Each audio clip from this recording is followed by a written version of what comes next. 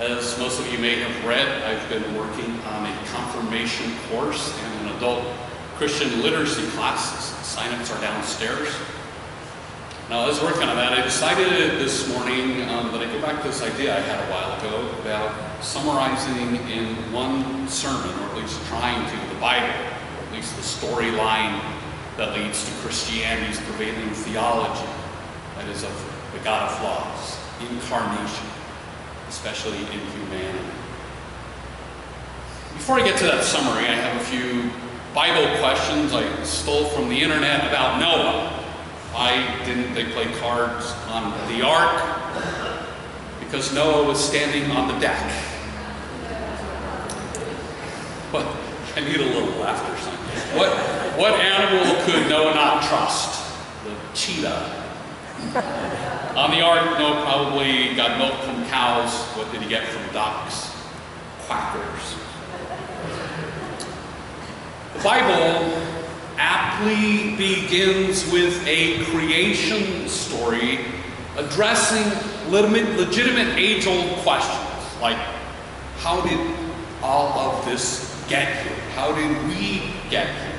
Who were the first man and woman? And how can we all get along? Genesis describes a wonderful beginning where out of chaos God speaks creation, including us, into being. The very voice of God echoes in the heavens and down to the earth, in oceans and lands and living things, and God declares all of creation good. From the very start, God's Word creates good. As we say in the UCC, God is still speaking.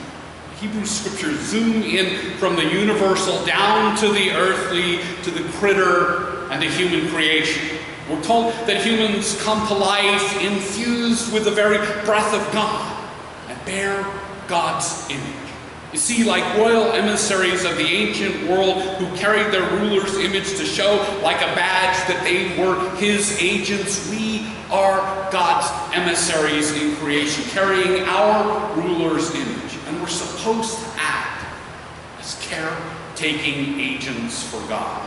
And Genesis also explains how we wandered from that responsibility. The peace of creation is disrupted when Adam and Eve eat of the tree of the knowledge of good and evil. And humans learn they can choose either right or wrong. And ever since, the peace of Eden is either lost or recovered by human's choice.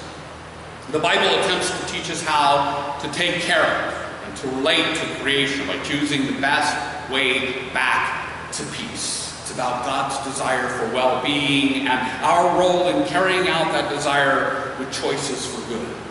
It all boils down to our relationship with God, God in heaven, God in creation, God in ourselves, and most especially God in each other. And sadly, Genesis' first story of human relations is about the first siblings, Cain and Abel, who have the first fight. And it's a religious fight over whose offering matters most. Cain kills Abel. So it is also the first story of murder, east of Eden. The first choice over right and wrong doesn't go very well. And the Bible launches into more and more stories about choices. Evil choices of violence and lack of care for others get so bad, we're told that God rebooted creation with a flood, drowning all but Noah's family and an ark loaded with animals in order to begin again. But creation is not all that is rebooted in the Noah story. God, who had been imagined as unloving enough to destroy all but a remnant of life, also changes in this story. The post-flood God covenants with all creation to never, ever destroy it again, and offers as proof the image of the destructive warrior God hanging up his bow in the sky, promising to never use it again. That's the story of the rainbow, and it sits there still as a reminder after each storm that Yahweh does not lash out at us. God's reimagined as the God of love. And I'd like to report that the human reboot worked, but it didn't. Humans continue to make choices of both good and evil. Relationships with God in the universe, creation, and others suffer and benefit depending on the choice that humans make. After the flood, God tells humanity to spread to the ends of the earth, and instead of doing that, they settle down and they build a Tower of Babel, metaphorically poking God in the eye with human disobedience and self-importance. This time, the result of not choosing good isn't destruction of the world or humankind. It's destruction of the Tower of Babel. And, this pun's not mine, there's creation of a Babel of language, causing humans to disperse, as God had requested, to the ends of the earth. And the dispersion leads to relationships with one another. Tribal leaders, patriarchs and matriarchs rule the fledgling communities of God, and Abraham and Sarah are the first. And God covenants to make them blessings to all nations. And they make mistakes like the rest of us, but God sticks with them even as they stick with God. And the result is that they and their son Isaac and grandson Jacob lead God's people. And later, when famine strikes, people are rescued by Abraham and Sarah's rejected great-grandson Joseph, who, while bullied and discarded by his brothers, nonetheless becomes a leader in Egypt who's able to forgive and lead Egypt and all of them to safety. God's people that reside in Egypt, and long after Joseph is gone, they end up enslaved. And God appears in a burning bush and chooses a royally raised runaway Hebrew named Moses to lead the Hebrews out of slavery and into the wilderness toward God's law and toward the promised land. God's people squabble and they backslide, yet keep following God and Moses. And eventually they adopt God's commandments to guide them. Most of the commandments were meant to help humans choose correctly, find the way to peaceful relationships and peace, how to be careful emissaries of God. There are actually over 600 commandments in God's law, the most familiar being the 10 that Moses brought down on stone tablets from Mount Sinai. Those 10 commandments are: have no other gods, make no graven images, don't take God's name in vain, keep the Sabbath holy, honor your parents, don't murder, don't commit adultery, don't steal, don't bear false witness, and don't covet your neighbor's things. 2 other commandments from the Moses story become very, very important. And they are: love God and love your neighbor as yourself. And the 10 commandments were kept in the Ark of the Covenant, a sacred container stored in a sacred tent called a tabernacle. And after 40 years of wandering, the Hebrews reached a place where they could see the promised land. But Moses and his generation die before they get there.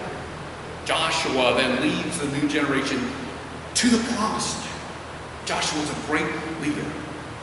When he died, the Hebrews returned to making not so good and even evil choices.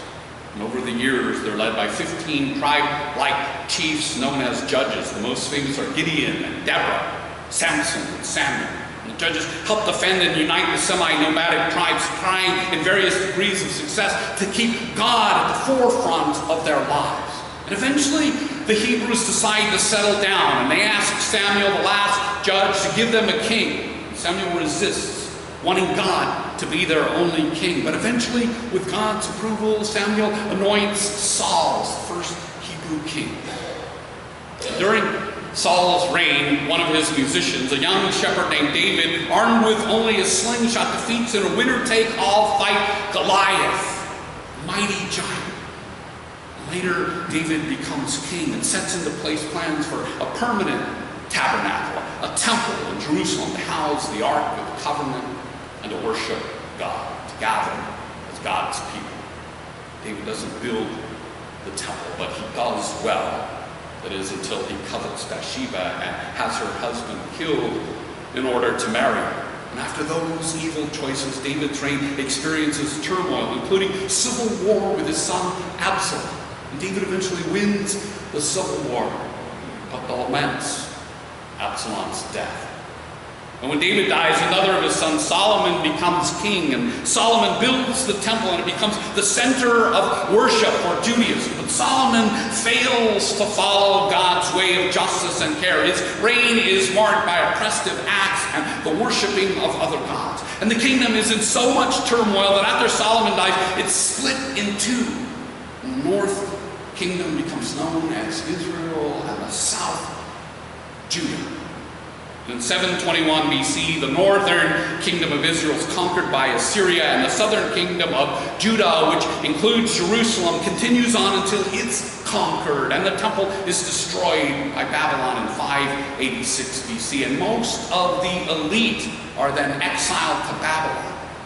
The conquering of God's people, the exile and the destruction of the temple, shake the faith of the Hebrews to their core. And there have been prophets who spoke truth to power throughout the Hebrew history. They called to the leaders to worship God alone and to care for creation and people, most especially the oppressed, the alien, the poor, and the needy.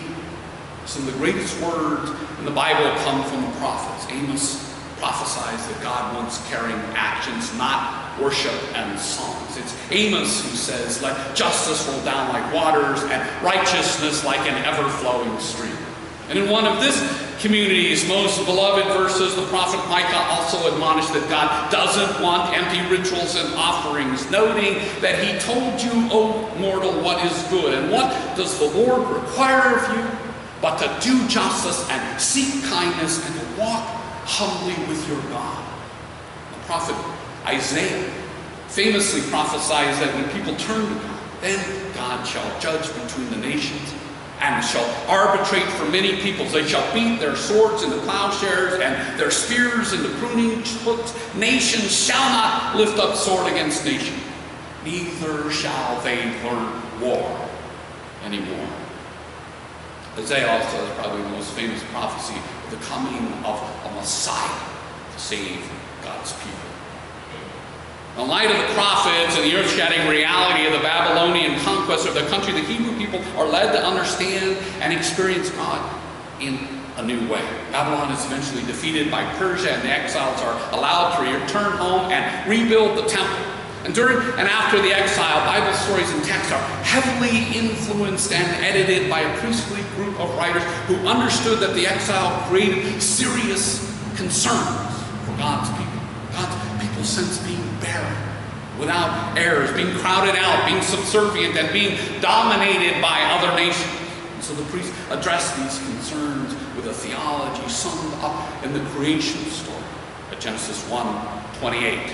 Quote, "God blessed, and God said to them, be fruitful and multiply and fill the earth and subdue it and have dominion."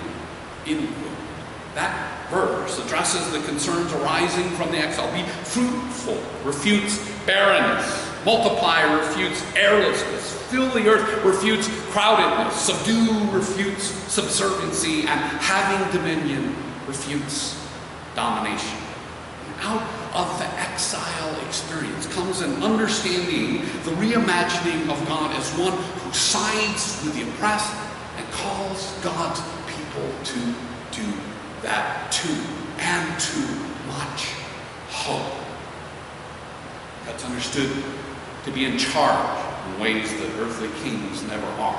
And all of this leads to the New Testament, a story of God's ways incarnate in humanity, shown by Jesus, who confronted and defied the earthly kingdom of Rome, its king Caesar, and Caesar's appointed secular and religious elite. The New Testament Gospels remember two Jewish prophets, John the Baptist, whose revolutionary prophetic movement called Jews to symbolically retake the promised land, even as he mediated God in the Jordan, washing away sins with baptism. John's criticizing Rome, and he's usurping religious power that Rome reserved for its temple elite. John's movement draws crowds and the ire of Rome, and it leads to his execution. And before John is executed, Jesus, a peasant from Nazareth, was baptized into John's movement. And ever since, Christians are baptized into the Jesus movement. And when John's executed, Jesus takes over and creates a movement that does more than symbolically protest. It's taken to the people and it becomes love, God in action. Jesus teaches male and female followers the practice of going out to help in what ails the world, to transform and save with loving words and healing actions. Jesus' movement is simple and brilliant and very, very attractive. He reaches back to Moses' commandments and declares that two are greater than all the others. Love God and love your neighbor as yourself. And he challenges Rome's ethos of elitism. In the Jesus movement, everyone gets invited to the table to eat, to be healed, to be forgiven, to be included. Everyone gets love. And our open communion table, our open community, strive here to reenact Jesus' table and community. Here's how I sum up Jesus' teachings. God is love.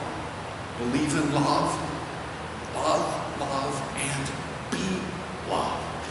Or to put it more traditionally, Christianity reimagines God incarnate as being experienced through Jesus' words and deeds and our words and deeds. Caesar's emissaries, Pilate, Herod, and the religious elite sought to crush Jesus' revolution of love and compassion for all because it empowered people. It circumvented the temple and challenged the elite ethos by preaching that all should have enough and be loved. That's dangerous stuff. And Jesus has one last supper with his followers, which we remember at communion. Rome catches Jesus and they crucify Jesus, thinking they killed him and his way. And so do Jesus' followers at first. Jesus is dead. But something happens. 3 days later on Easter Sunday, Jesus is experienced as still existing, still living, still being. Jesus' love was so great, God vindicates him. He's resurrected, existing for all time as a transformative, experiential reality. Love wins. And soon the followers of Jesus get this, and they reband and refuse to acknowledge Caesar as Lord as Rome wanted. In protest, they give Jesus titles reserved by Rome for Caesar. Jesus, the crucified criminal, is called born of a virgin, Son of God, Prince of Peace, Lord, and Savior. Caesar may reign over an earthly empire with a violent peace, but Jesus reigns over heaven and earth, the entire universe, with a loving peace. And the titles that Jesus' followers took from Caesar, they're Jesus still. The New Testament has three basic parts. The Gospel depicts Jesus' life. The book of Acts record post-Easter Jesus movement stories. And the letters of Paul and remaining books record early interpretations of Jesus' way and evidence the struggles of being church. New Testament truth develops Jesus' life, death, resurrection, and way can be utilized to save us, humankind, from a lesser way of being. And in this way, Jesus is understood to be the Messiah, the one who saves. Christianity, at its earliest stages, summed up Jesus' teachings. Paul does this in the lesson that Barb read so well. He wrote the whole law summed up in a single commandment: you shall love your neighbors as yourself. Scripture, the law, is about care and relationship, about God's emissaries, us, providing love equal to the love we expect to get and to give ourselves. And Paul also notes in our reading today that the fruit of the Spirit is love, joy, peace, patience, kindness, generosity, faithfulness, gentleness, and self-control. The prevailing arc of the Bible story is about the hope of humankind. The Bible aims us, like Jesus, towards love, that is, the incarnation of God. We do that by being God's emissaries in the here and now. And we can do this. We can do it by seeking and working to provide, as Paul calls it, the fruit of the Spirit, love, joy, peace, patience, kindness, generosity, faithfulness, gentleness, and self-control. The Bible is not to be worshipped. It is not God. But as a whole, it does attempt to show us through human experience of God how to choose good over evil, how to love, and be loved. In short, the Bible points to a path by which humans can find peace individually and corporately by having a caring, loving relationship with God. God in heaven, God in creation, and especially God in humankind. The Bible brings into relief the good news that the path of Jesus' way can be walked by our learning and teaching and living the simple message that boils down to God is love. Believe in love. Love, and be loved.